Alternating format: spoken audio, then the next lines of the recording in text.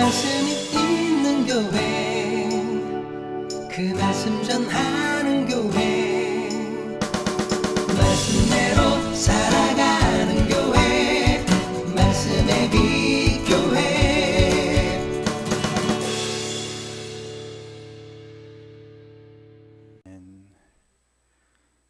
오늘은 우리를 향한 하나님의 생각이라는 제목으로 함께 말씀을 나눠보고자 합니다. 지금 지난달부터 요한계시록을 함께 살펴보고 있는데 요한계시록이 쉬워요, 어려워요? 저도 그렇지만 되게 어렵습니다. 총 22장으로 이루어져 있는 이 요한계시록이 되게 어려워요. 왜 어려울까요? 기본적으로는 묵시들을 기록하고 있기 때문입니다. 초반에 소아시아 7교회를 향한 편지들은 편지니까 우리가 쉽게 이해할 수 있죠. 환상이나 묵시가 아니고 그냥 그 교회들을 향한 메시지들이라서 이해하기가 쉬운데 1장 19절에 나오는 이 장차될 일이라는 장차될 일, 일어날 일들에 대한 요한이 본 환상과 묵시를 기록하는 게 요한계시록의 거의 대부분을 차지하고 있죠. 4장부터 22장, 22절인데 4장부터 22장 5절까지가 이 묵시로 기록이 되어 있어요. 그러니까 뭘 얘기하고 있는 거예요? 대종말에 대해서 말씀하고 있는 겁니다. 대종말은 어느 날 갑자기 한 번에 딱 그냥 와서 끝 이게 아니고요. 그러니까 단회적인 일시적인 이런 현상이 아니고요. 하나님의 계획에 따라서 말씀되어진 그대로 이루어지는 게 대종말입니다. 마지막 때입니다. 이게 여호와의 날이에요. 근데 논란의 여지는 있는데 예수 그리스도의 재림, 예수님께서 다시 오시는 그 날을 기점으로 해서 오기 전의 환란들 그리고 오신 후의 일들에 대해서 이 환상들을 기록해 놓고 있어요. 묵시들을 기록해 놓고 있어요. 그래서 4장부터 18장 사이 재림 이전에 예수님이 다시 오시기 전에 일어날 일들에 대한 묵시를 기록하고 있고 19장에서 22장 5절까지는 예수님이 오신 후에 예수님의 재림 후에 있을 일들 그리고 새하늘과 새 땅의 도래에 대해서 그 묵시들을 기록하고 있는 게 계시록입니다. 그렇게 따지면 이런 맥락에서 보면 4장부터 18장까지는 예수님이 오시기 전에 무슨 일이 있을 것인가, 마지막 날 어떠한 일들이 있을 것인가에 대한 예언이죠. 묵시죠. 그래서 3대 7중 재앙이라고 합니다. 큰 7번 7중 재앙이죠. 3가지. 7인, 7나팔, 7대접. 그래서 첫 번째 인을 떼고 두 번째 인을 떼고 총 7째 인을 떼고 첫째 천사가 나팔을 불고 그렇게 7인, 7나팔,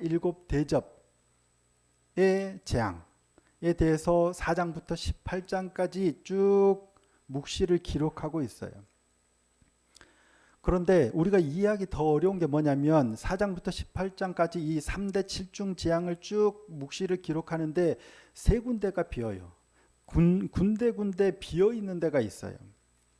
7장 1절부터 17절까지 그리고 10장 1절부터 11장 14절까지 그리고 12장에서 14장까지 이 4장부터 18장까지 사이에 이 세 번에 끊어지는 이야기들이 있어요.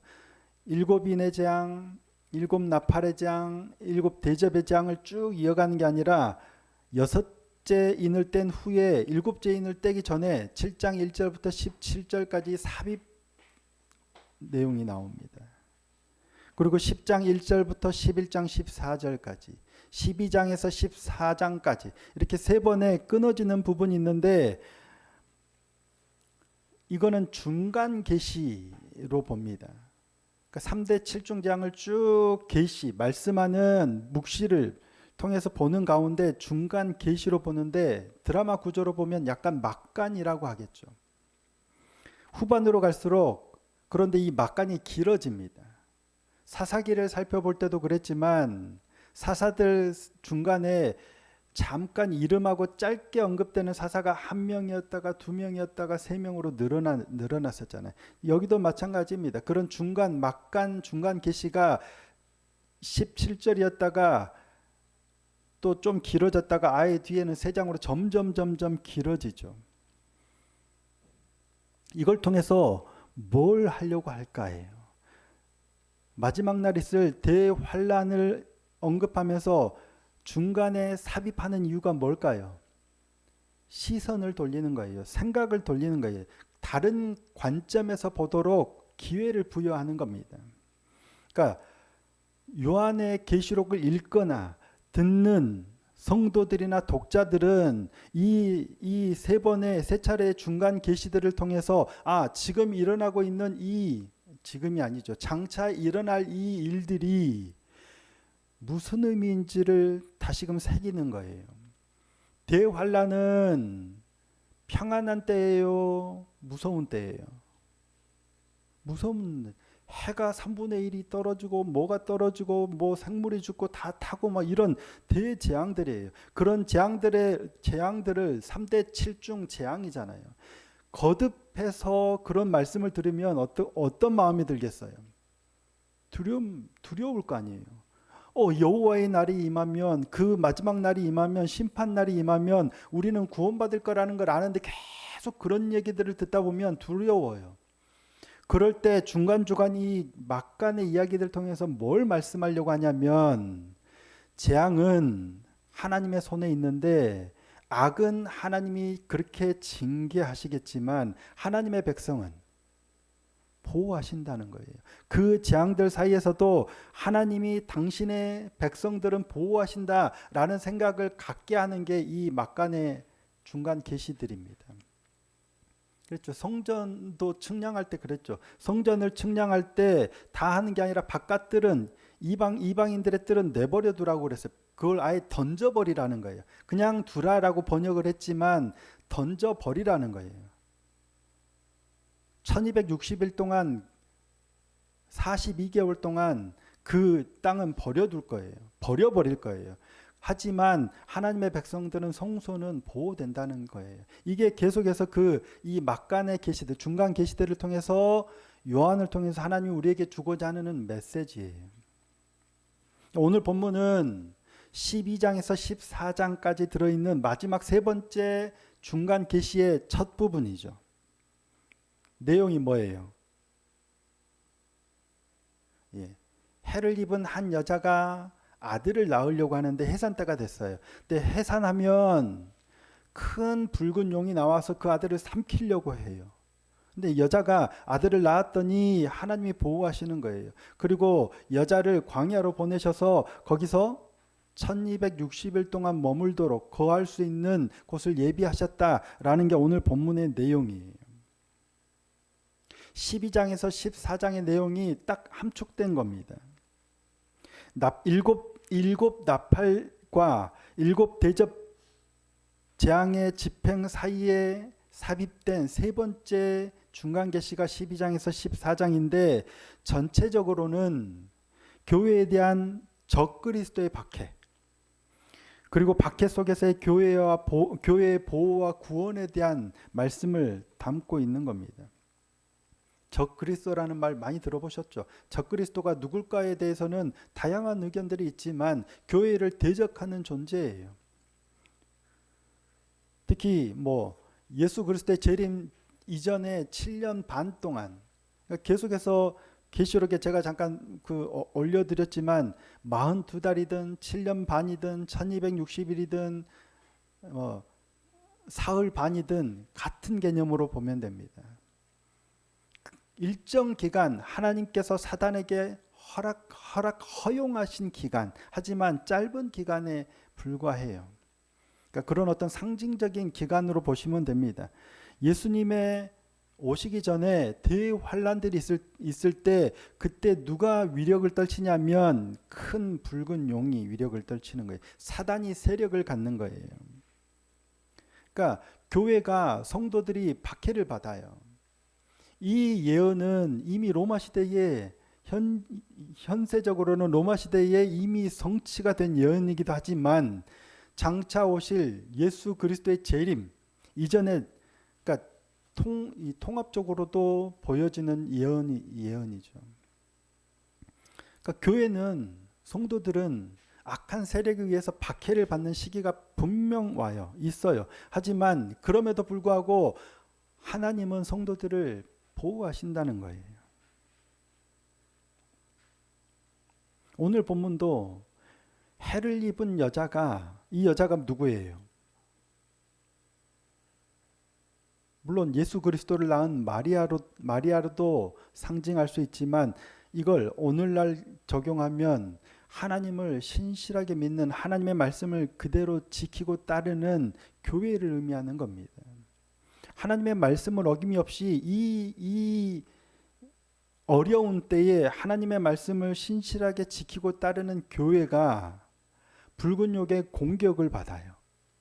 그런데 아들을 낳으면 이 아들은 누구를 의미해요? 당연히 예수님을 의미하겠죠. 예수 그리스도를 의미하죠. 헤롯 대왕이 마리아에게서, 유대의 순결한 처녀인 마리아에게서 예수가 태어나시자 헤롯 대왕이 왕이 태어났다는 사실을 알고 이를 죽이려고 하는 거예요. 그러니까 이미 그때도 성취가 된 예언이잖아요. 하지만 아직도 여전히, 이미 성취되었지만 여전히 성취되고 있는 게 하나님의 말씀입니다. 오늘도 마찬가지입니다. 여자는 그리스도를 기다려온, 메시아를 기다려온 하나님의 충성스러운 백성들, 그러한 교회를 의미한다고 하겠습니다. 그런데 예수님이 다시 오실 때 되면 뭐예요? 큰 붉은 용이 나와서 이 아이를 삼키려고 호시탐탐 노리고 있는 거예요. 붉은 용은 뭐예요? 사단을 의미하죠. 이제 다음 장에도 나오지만 사단을 의미합니다. 그 붉은 용의 꼬리가 하늘의 별 3분의 1을 끌어다가 땅에 던지죠.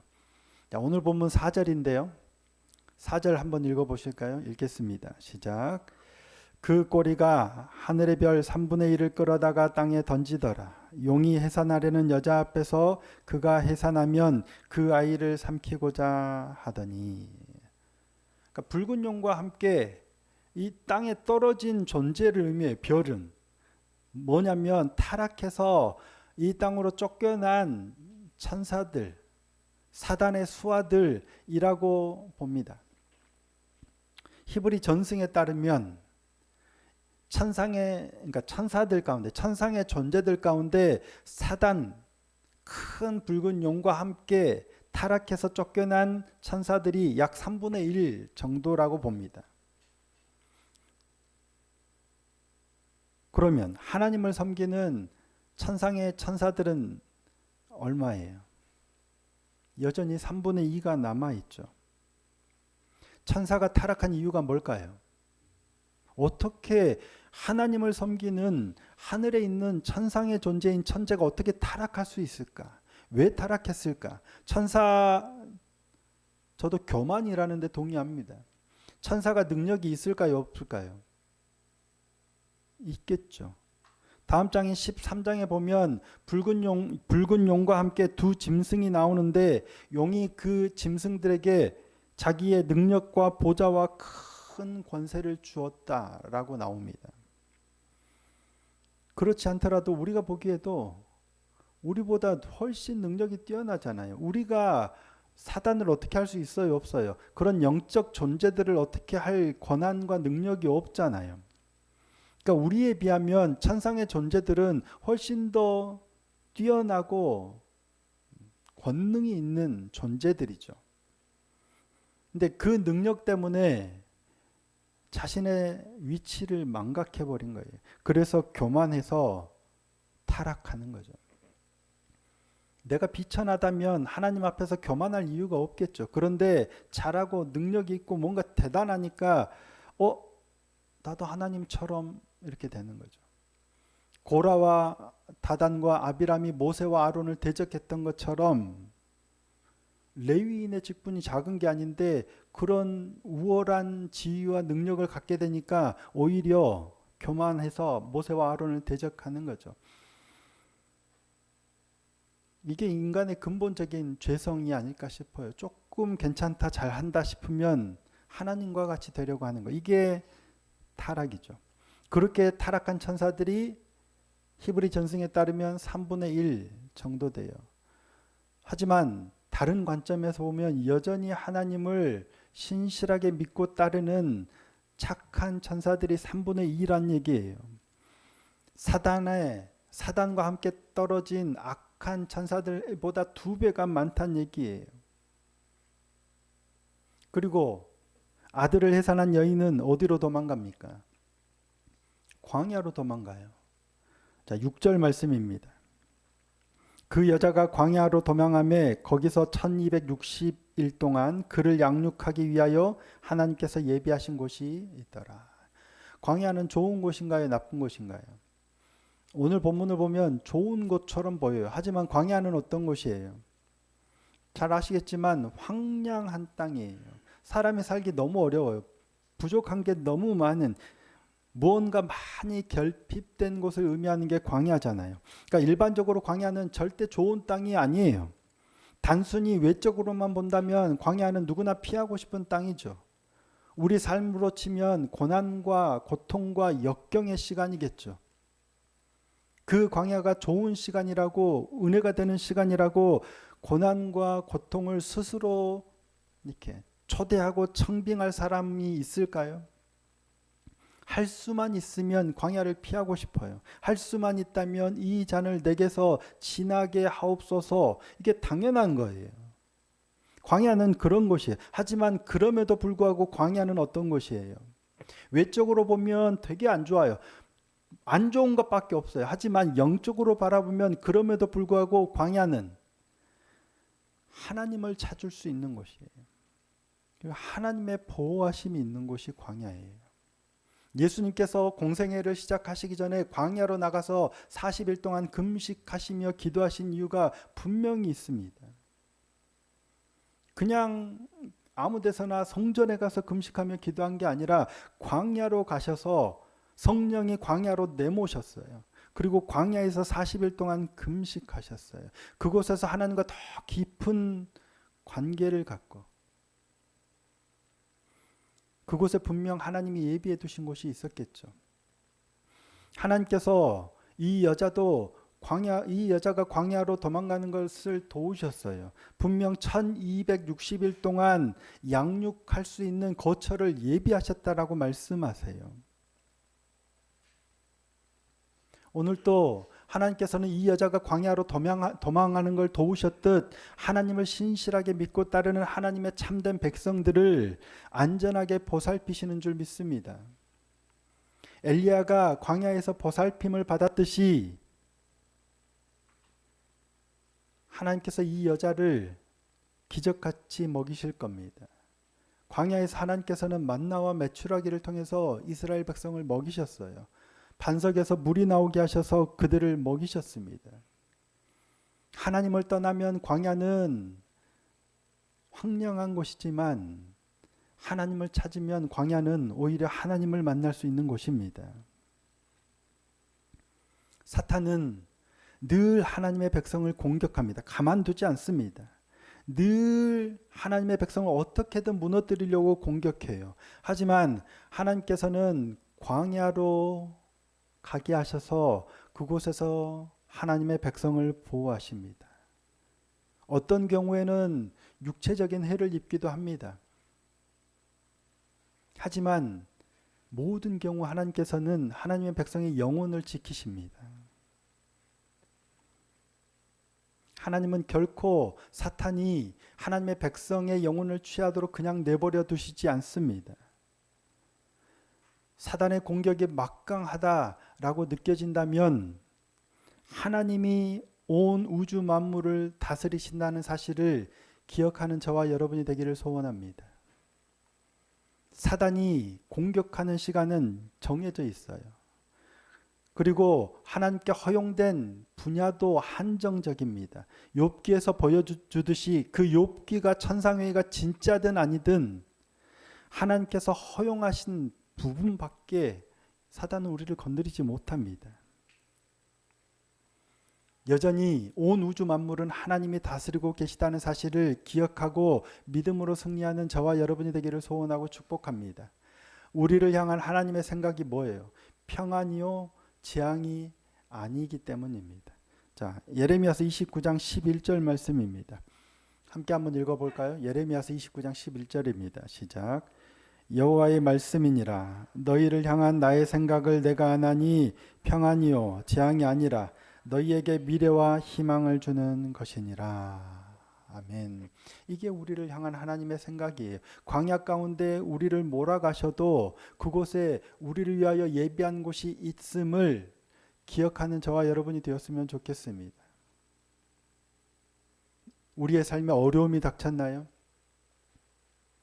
그럼에도 불구하고 낙심하지 않고 하나님을 온전히 신뢰하는 우리가 되기를 소원합니다. 근데 이게 단순히 우리의 정신적 승리가 되면 안 됩니다. 하나님이 그렇게 하셨을 테니까 그냥 정신적으로 그럴 거야 하고 괜찮아 다 괜찮아질 거야 이런 정신적인 승리로 끝나면 안 되겠죠. 그래서 우리에게 필요한 게 뭘까요? 하나님을 찾아야 됩니다. 하나님을 구해야 됩니다. 예레미야서 29장 12절 13절 바로 이어지는 말씀이죠. 너희가 내게 부르짖으며 내게 와서 기도하면 내가 너희들의 기도를 들을 것이요 너희가 온 마음으로 나를 구하면 나를 찾을 것이요 나를 만나리라.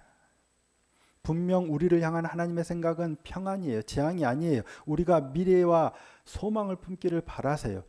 그런데 그냥 정신적으로 그렇다 하고 만족하고 안심하는 게 아니라 하나님을 찾아 나오라는 거예요. 그러면 하나님이 만나 주실 거라는 얘기예요. 요한계시록의 목적은 그렇습니다. 두렵고 어려운 이 환상을 통해서 뭘 말씀하려고 하느냐? 이러한 일들이 일어나겠지만 하나님은 하나님의 백성을 보호하신다는 거예요. 사자굴에 던져져서 수많은 사람 검투장에서 쓰러져 가지만 하나님은 우리의 영혼을 붙들고 계시다는 사실이에요. 지금 우리를 둘러싸고 있는 삶의 환경들이 어쩔지 모르지만 우리가 고난 가운데 있다 할지라도 광야로 내몰린다 할지라도 그곳에 하나님께서 예비하신 거처가 분명 있다는 사실을 잊지 않았으면 좋겠습니다. 하나님이 나의 피난처시오 요새이시오 반석이시오 방패이시오 라고 고백했던 다윗의 고백처럼 그렇게 이 고난의 때를 잘 이기고 승리하고 또 감사함으로 찬양할 수 있는 우리 모두가 되었으면 좋겠습니다. 오늘 또 그 믿음의 때를 현실로 만들어서 우리의 삶을 이겨나가는 복된 신앙의 삶이 다 될 수 있기를 예수님의 이름으로 축복합니다. 시간 말씀을 기억하시며